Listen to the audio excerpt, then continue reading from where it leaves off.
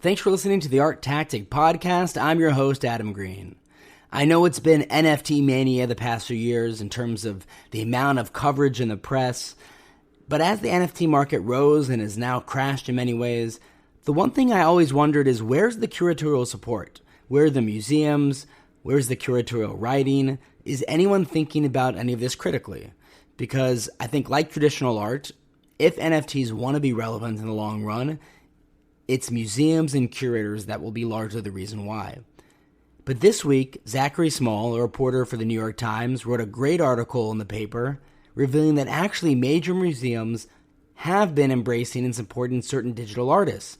It's just been a little bit under the radar because of all the focus on the NFT market. So we wanted to have Zachary on to chat with us about the extent to which museums are supporting this medium and what the future may hold for cultural institutions and NFTs. We hope you enjoy the episode. Thanks so much for listening.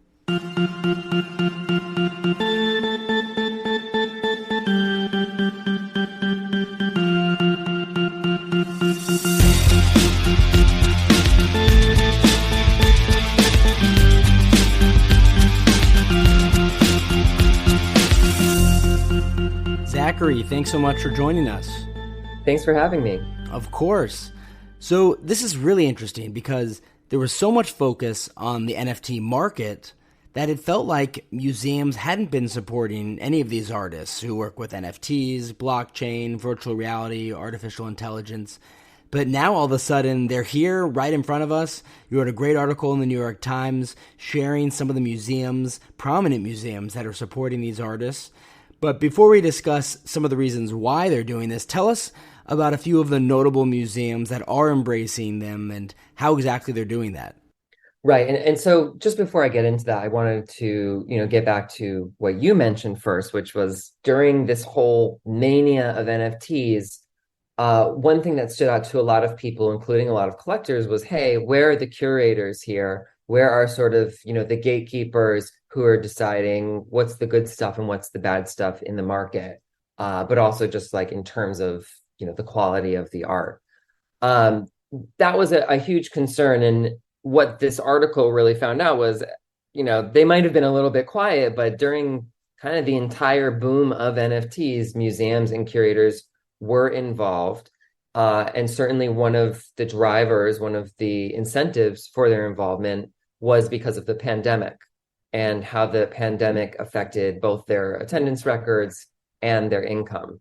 So, I think that's important to mention because sometimes what's lost in these discussions is this like sort of, the realistic stakes here for museums and for the art world. And we get stuck in this sort of like connoisseurship of like, oh, well, is the NFT truly art? And I think that is oftentimes a distraction. If an artist is making it, it's art. We're in the 21st century. So when we're looking at the different museums that have done this, one of probably the biggest examples is from the Museum of Modern Art in New York.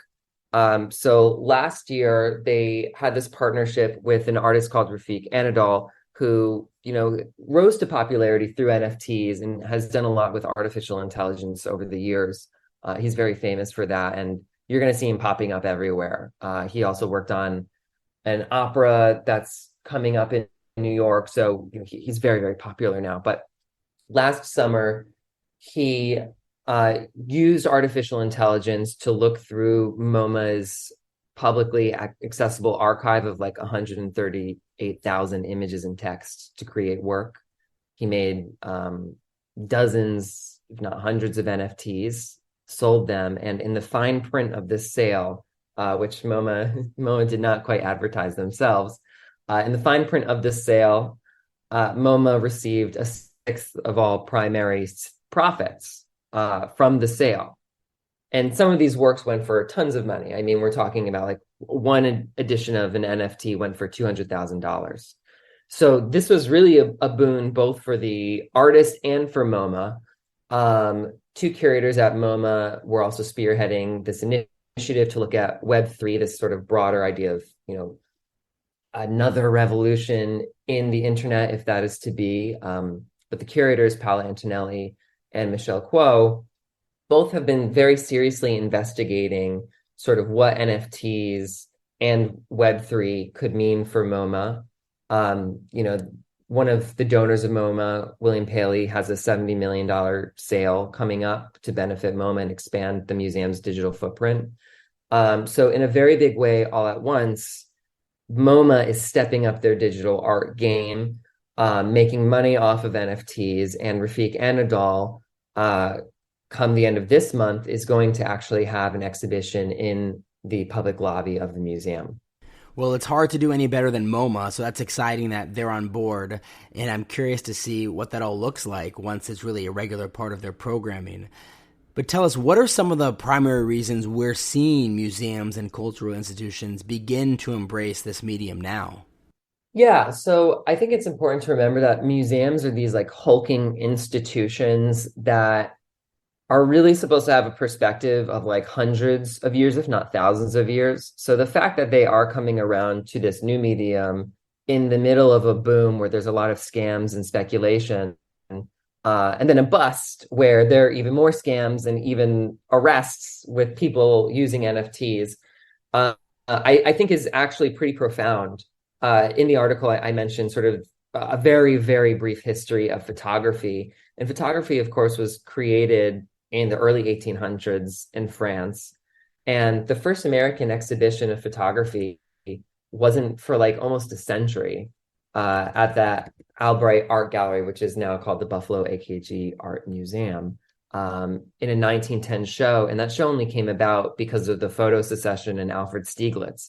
So, you know, on one hand, you have that sort of trajectory, which took a century. And for NFTs, or if you want to get to like the base technology of a non-fungible token, you know, the blockchain and cryptocurrency, blockchain was invented about 14 years ago. So, you know, for museums to be working on this within this period of 14 years versus photography's century is extremely, extremely quick. Now, you asked for some of the reasons behind this. Well, I think it's a little bit of what I mentioned earlier. You know, museums are really hurting. Even a big institution like MoMA, or maybe especially an institution like MoMA or the Guggenheim, has lost a significant amount of its audience and ticket sales because international tourists created most of that, or not maybe most, but created a large amount of that cash flow. So without that, it's up to the museum to really think about how they can connect with new audiences. Whether or not you participated in the boom around NFTs and made money off of it, I think it was really clear that the public was interested in what was happening and was thinking about digital art for maybe the first time in a very significant way, and getting excited about digital art. So at the very least, even if you were wary about the speculation, you didn't like what the artists were doing with NFTs, you would see that audiences were receptive, and that should tell any good curator that they should be seriously considering this sort of platform.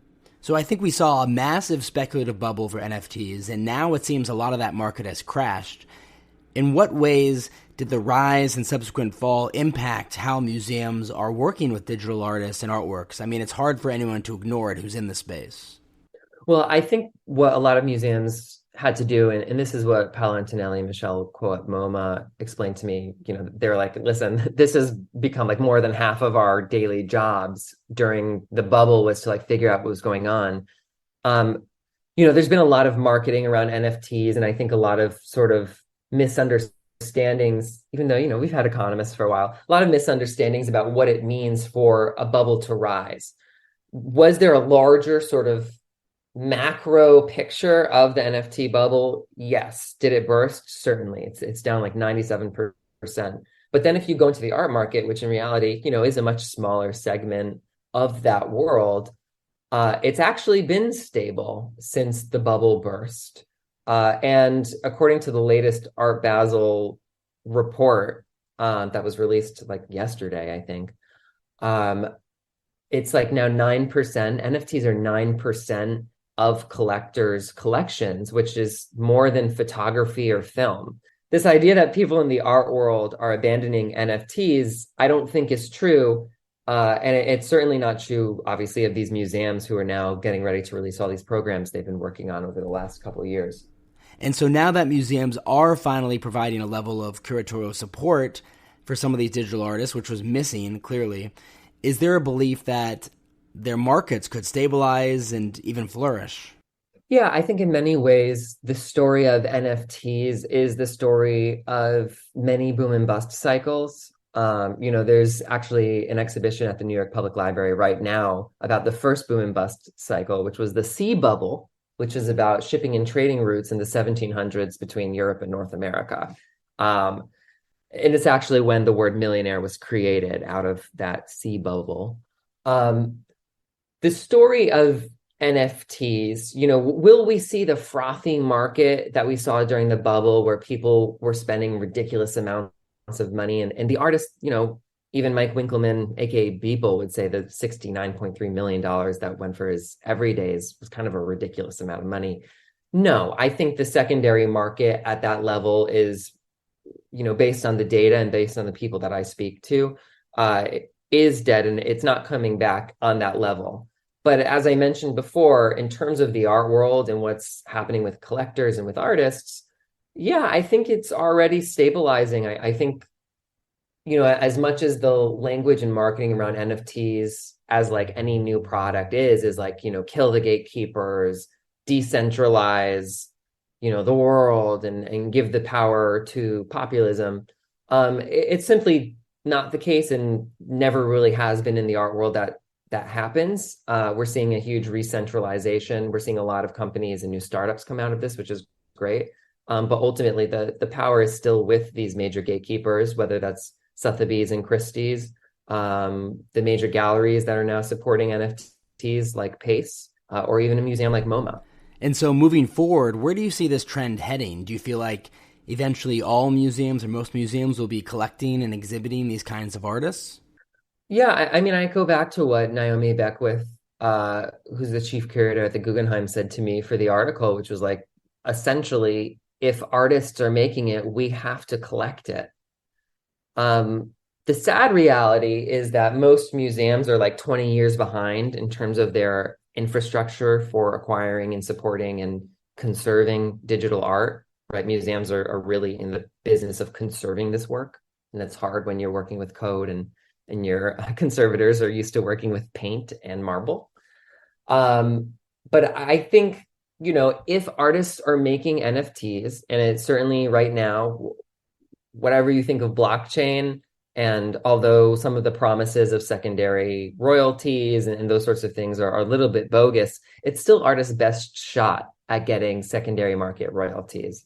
It's an easy way for artists to sell, if not a physical artwork. Certainly some artists are pairing their, NFTs with physical artworks, but just digital art itself. So if you believe sort of in that future of digital art, and you have a market that has now, through a rough boom and bust cycle, sort of normalized NFTs as a way to purchase that, you don't have really any option but to follow the good artists making work.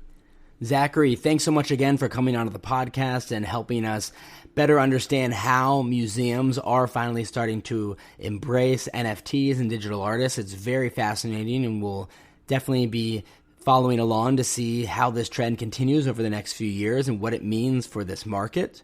If our listeners want to read your articles, which they definitely should, they can find you in the New York Times, and you're also on social media, often writing about the art world. Where can we find you there? Yeah, so my handle on Twitter is at Zachary H. Small. Pretty easy. So you can find me there for sure. And I'm also working on a book about the whole crazy NFT cycle called Token Supremacy. Yeah, that's really exciting. Congrats. Tell us more about the book. I will say it's given me a lot of insight into what's been happening, not just in the art world with NFTs, but sort of the application of this technology within other aspects of society. People talk about NFTs becoming people's home mortgages or storing medical records. There's all these crazy ways that the art market has kind of been a laboratory for the technology as well. And I think within this sort of frantic cycle to understand NFTs, even some of these museums have maybe made some mistakes with the history of NFTs that this book is going to bring to light. So I'm really excited to share it with the world when it comes out. Perfect. Well, we'll definitely have to have you back on when it does. Thanks so much again, Zachary. Speak soon. Yeah, thanks so much.